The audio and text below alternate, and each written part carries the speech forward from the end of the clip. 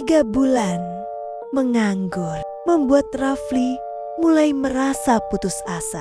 Uang tabungan menipis, kos semakin menagih, dan lamaran kerja tak ada yang membalas. Malam itu ia pulang dengan langkah lesu, namun ia mendapati sesuatu aneh. Selembar kertas terselip di bawah pintu kamarnya. Bukan brosur, bukan spam. Kertas itu tampak tua, warnanya kekuningan, seolah lama disimpan atau lama menunggu. Di tengahnya tertulis, lowongan petugas pengawas malam. Lokasi Gedung Arwana, lantai 18, jam 22,0 kurang 0, 6,0. Gaji sangat menarik. Syarat tidak takut bekerja sendirian. Hubungi 0819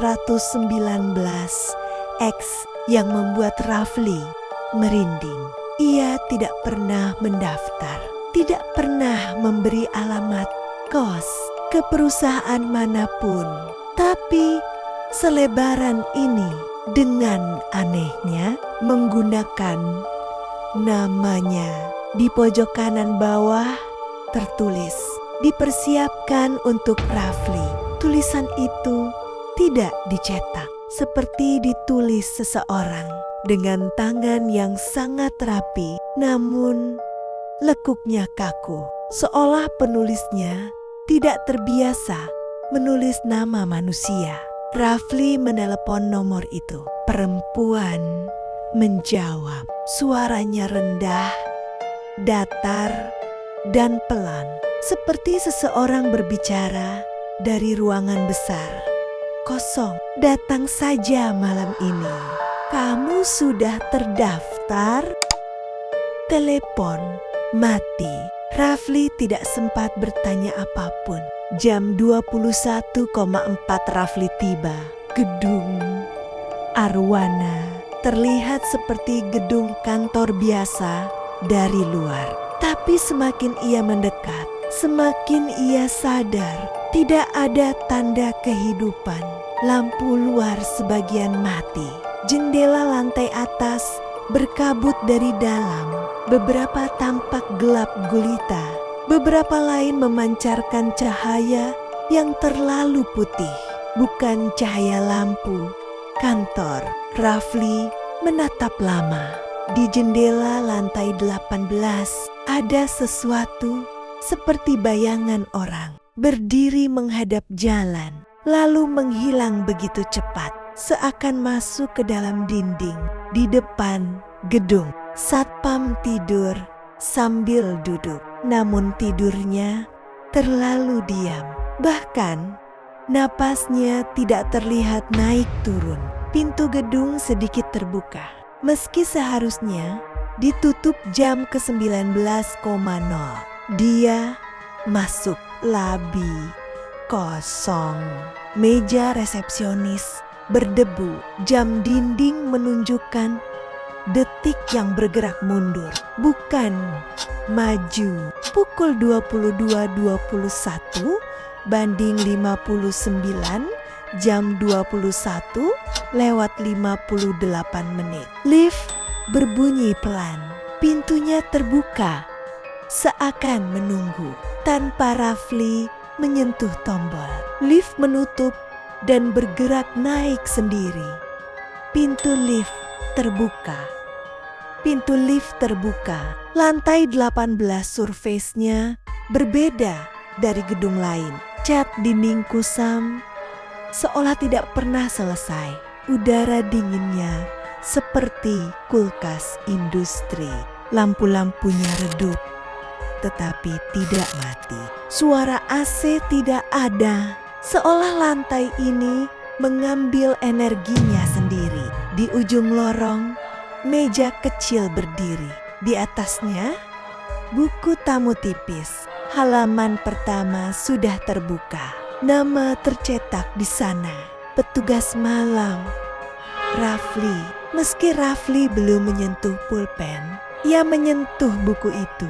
Halamannya dingin sekali, dingin seperti kaca kamar mayat. Ia menarik napas. Di sebelah buku ada kertas lusuh, aturan petugas pengawas malam. 1. Jangan naik ke lantai ke-19. Lantai itu tidak ada, walau lift bisa berhenti di sana. 2. Abaikan suara dari ujung lorong. Mereka tidak sedang berbicara pada Anda. 3. Jika ada yang mengetuk pintu ruang 18C, jangan buka. Mereka sudah ditangani supervisor sebelumnya. 4. Jika bertemu seseorang yang mirip dengan Anda, jangan bicara, jangan berbalik, jangan lihat wajahnya. 5. Pukul 03,33, matikan semua lampu. Setelah itu, jangan lihat ke cermin sampai pukul 4. 6. Jangan menatap jendela. Apapun yang Anda lihat di luar itu akan melihat balik dan akan mengingat Anda. Rafli menelan ludah. Kenapa aku kesini, pikirnya. Tapi gaji besar membuatnya bertahan. Ia menghela napas dan mulai patroli. Koridor lantai 18 sangat panjang, terlalu panjang. Seolah lebih panjang daripada denah bangunan. Saat Rafli melangkah, sepatu botnya tidak menimbulkan gema. Tidak ada gema sama sekali. Gedung itu seperti menelan suara. Di langit-langit terdengar retakan kecil, tidak seperti retakan bangunan biasa. Retakan itu terdengar seperti gerakan sesuatu yang merayap. Ia berhenti. Retakan berhenti juga. Ia lanjut berjalan. Retakan kembali mengikuti, seolah sesuatu di langit-langit sedang mengikuti tepat di atasnya. Saat melewati ruang 18 bit, Rafli melihat sesuatu aneh. Cahaya kecil muncul di bawah pintu, seperti ada lampu menyala dari dalam. Tetapi bayangan kaki terlihat jelas. Namun bayangan itu tidak bergerak selayaknya manusia. Bukan langkah kanan kiri. Bayangan itu menggeser seluruh kaki sekaligus, seolah seseorang menggeser patung kaku. Rafli berpaling. Langkahnya dipercepat. Udara berubah berat, seperti lorong mengawasi punggungnya. Ia sampai di depan ruang 18C dan saat itu, kali ini ketukannya berbeda. Tidak pelan, tidak cepat, tapi seperti seseorang mengetuk dengan pola tertentu. Dari balik pintu terdengar suara perempuan, lemah, bergetar, seperti sesak napas. Tolong, hanya buka sedikit. Aku kedinginan. Rafli terpaku. Suara itu terdengar benar-benar manusia. Benar-benar minta tolong. Mbak siapa? Ada apa? Sunyi. Lalu kain diseret dari bagian dalam ruangan. Kemudian bisikan halus tepat di ambang pintu. Aku tahu kamu di situ. Kamu yang dipilih malam ini. Rafli mundur cepat. Aturan nomor 3 teringat kembali. Jangan buka pintu. Jangan bertanya. Jangan beri perhatian. Ia lari kecil menjauh dan ketukan itu berubah. Cepat, keras, keras, seperti seseorang panik ingin keluar, tapi Rafli terus menjauh.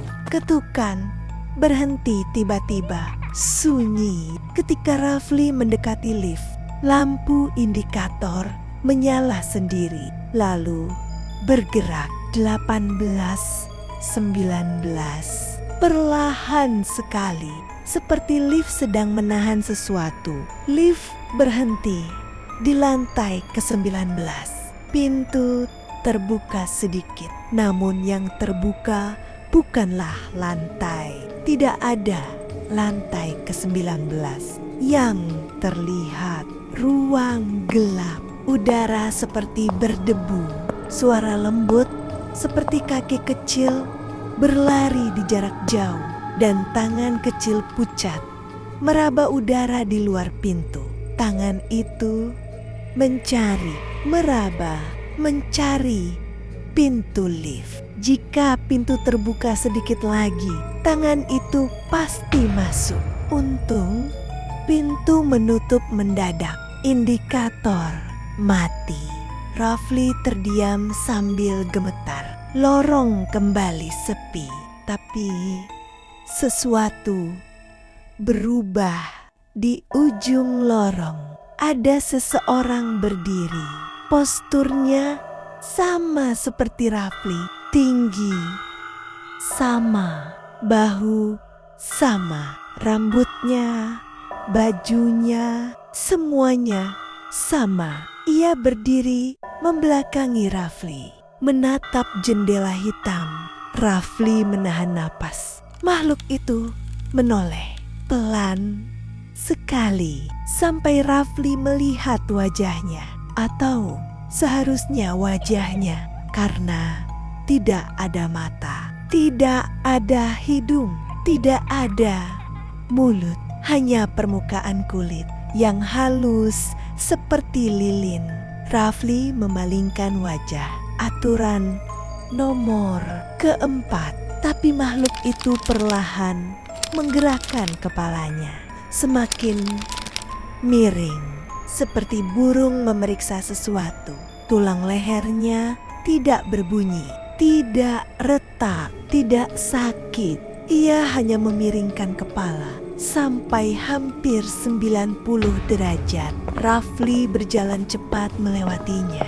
Saat lewat, makhluk itu berbisik dengan suara kosong. "Kamu memperhatikanku." Suara itu bukan keluar dari mulut, tapi keluar dari seluruh dinding lorong. Jam dinding menggema. 03,33 tepat. Lampu harus dimatikan. Rafli mematikan semua saklar. Gelap total. Udara berubah dingin. Seperti es. Dari kegelapan terdengar langkah. Bukan satu, tapi banyak. Langkah kecil dan cepat, seperti anak-anak berlari, tapi tanpa suara napas. Senter Rafli dinyalakan. Cahayanya hanya menembus beberapa meter. Di sepanjang dinding lorong berdiri bayangan-bayangan. Tinggi mereka beragam. Ada yang setinggi anak kecil, ada setinggi Rafli. Tidak bergerak, tidak berbicara, hanya menatap dari kegelapan, atau menunjukkan mereka tahu Rafli ada di sana. Cermin kecil di dinding bersinar meski lampu mati. Rafli melihat bayangannya di sana, tapi bayangannya tersenyum ke arahnya. Senyum lebar, seperti menunggu. Bayangan itu mengetuk permukaan cermin dari dalam. Rafli berlari ke arah lift. Lift terbuka sendiri. Di dalamnya ada seorang wanita berdiri. Rambut panjang, wajah tertutup. Suara perempuan itu lembut, tapi entah dari sinyal buruk atau apa, suaranya seperti datang dari arah yang tidak konsisten. Kadang terdengar dari speaker, kadang dari langit-langit, kadang dari belakang Rafli. Kalau kamu tidak masuk sekarang, lantai 19 akan turun mencarimu. Lorong bergetar, tembok seperti bergerak sedikit. Lift adalah satu-satunya lampu. Rafli masuk, lift menutup, turun. Turun. 18:10, 10:05, 5:1, sampai lobi. Semua normal, seolah tidak ada yang terjadi. Rafli keluar gedung. Ia baru sadar. Ia menangis tanpa suara. Jam 06:45, Rafli tiba di kos. Ia melihat meja belajar. Ada selebaran baru, sama seperti sebelumnya. Tetapi tulisan di tengahnya berubah. Posisi ditetapkan. Supervisor malam terpilih. Rafli. Tugas berlangsung tanpa batas waktu. Di belakangnya tulisan hanya satu kalimat. Anda tidak boleh meninggalkan gedung lagi. Lampu kamar berkedip. AC mati sendiri. Cermin kamar bergetar halus. Rafli melihat bayangannya di cermin. Tapi bayangan itu berdiri bukan di kamarnya. Bayangannya berdiri di lorong lantai ke-18. Dan di belakang bayangan itu, pintu lift terbuka perlahan. Dari lantai ke-19.